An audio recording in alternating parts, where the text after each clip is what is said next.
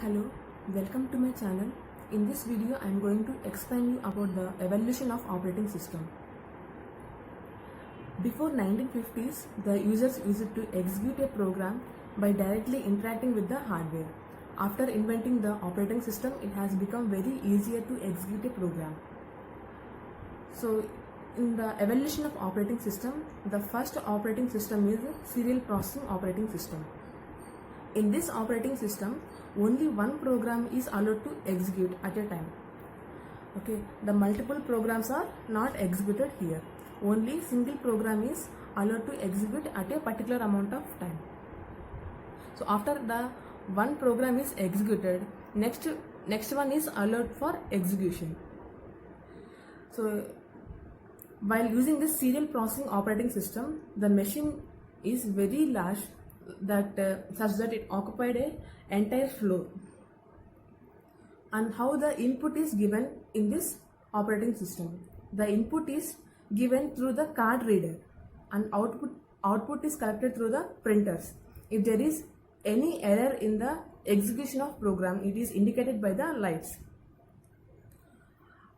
How we are going to give the input for the card reader? Through the punched cards. The programmers were used to write the program on a punched card, and this punched card is connected to the card reader. The program is taken as input from the punched card and the program will start executing. If there is any error in the particular program, then it is indicated through the lights. If the program is correct, then it is executed and it will produce the output through the printers. So here the only drawback in the serial processing operating system is only one program is allowed at a particular amount of time. So this drawback we are going to overcome in the batch processing operating system. In the batch processing operating system, the OS will collect the programs and data together in a batch before the processing starts. Okay, so here the program and data are grouped to a batch. So the operator will collect the jobs from the users, and then he is going to batch the multiple number of jobs into a batches. Okay, so here you can see the operator is going to batch the multiple number of jobs into a particular batch, and it is given as input to the operating system.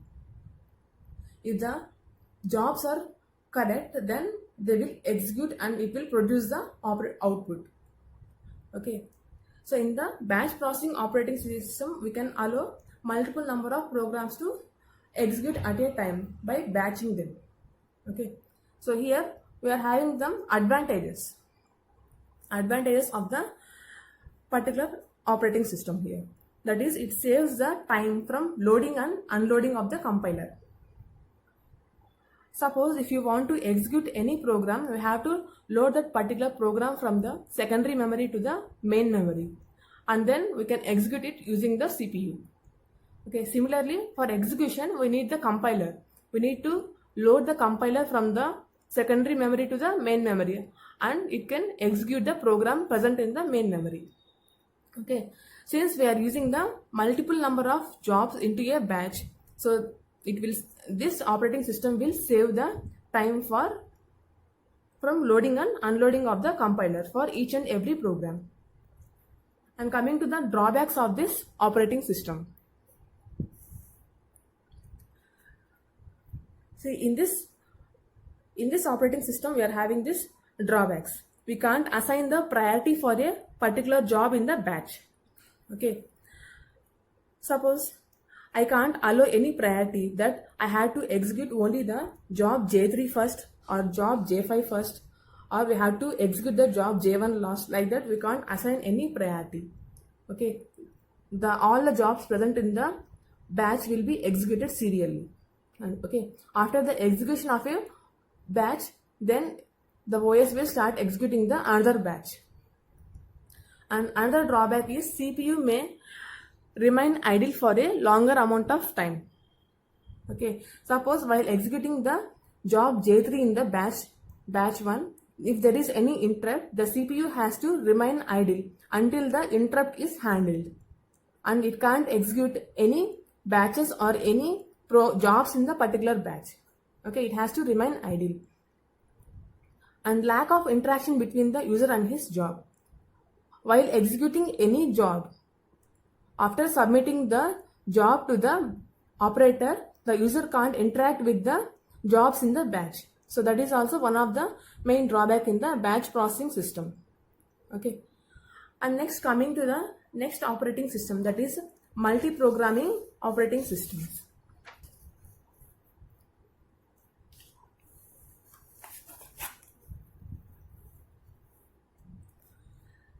See, the name itself denotes that multi-programming operating system. It executes multiple number of programs at a time. Okay, so here the one of the main advantage here is it utilizes the memory very efficiently compared to the batch processing system. Okay, so here let me explain you with a simple example. So we are having the CPU memory.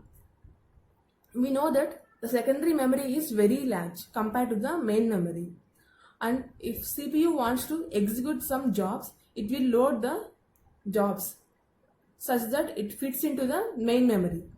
Okay, we know that main memory will be having limited storage space compared to the secondary memory. So we are going to load the job J1 to J3 to the main memory, and the CPU will start executing these jobs. Okay, so we are utilizing the memory very efficiently in the main memory, and we can know about this memory management techniques briefly in the upcoming videos. Okay, and then increases CPU throughput. That means the CPU won't remain idle here. The CPU will be executing all the programs. Suppose if there is any input-output request for the job J2, then the CPU will place the job J2 in the blocked queue, and it will start executing the job J3. After executing the job J3, it will again check the ready queue whether the job J2 is present or not. If the job J2 is present, then the CPU will start executing this job J2. Okay, so it is increasing the CPU throughput. That means it won't allow the CPU to remain idle. The CPU will be executing any program. Okay, and the next one is the time sharing operating system. Time sharing operating system. So it is a logical extension of the multi-programming. Okay, so in the case of the multi-programming, we are allowing the CPU to execute the multiple number of jobs. But here in the time sharing operating system, we are slicing or we are sharing the time among the multiple number of users or multiple number of programs. Okay, that we can tell using the time sharing operating system. So in this operating system, the time is multiplexed between the multiple number of users. Okay, and the CPU time is shared by the different process. That means the CPU time is shared between the different users or different applications. Suppose in the given diagram, the CPU time is divided among 5 users here. Okay, and suppose that the time slice given for each and every person is 5 milliseconds. Okay, so let us suppose that the time slice given for each and every user is 5 milliseconds. So first the user 1 has utilized this time slice, and user 2 has also utilized this time slice. User 3 also has done with this time slice. Then the user 4 comes. So it is now active. So using the time slice, that is, it is allotted the time 5 milliseconds for the CPU, and it will run the program. Okay, for 5 milliseconds. Then the user 5 is waiting for the CPU allocation. So after the user 4 completes, after the user 4 executes for 5 milliseconds, then user 5 will come here, and the user 5 will start executing. Okay, and then again user 4 will be allotted the CPU. Like that, the CPU will be allotted for each and every user for 5 milliseconds amount of time. That is, we are assuming this particular amount of time. So like this, the time is allotted for the each and every user or each and every program for execution.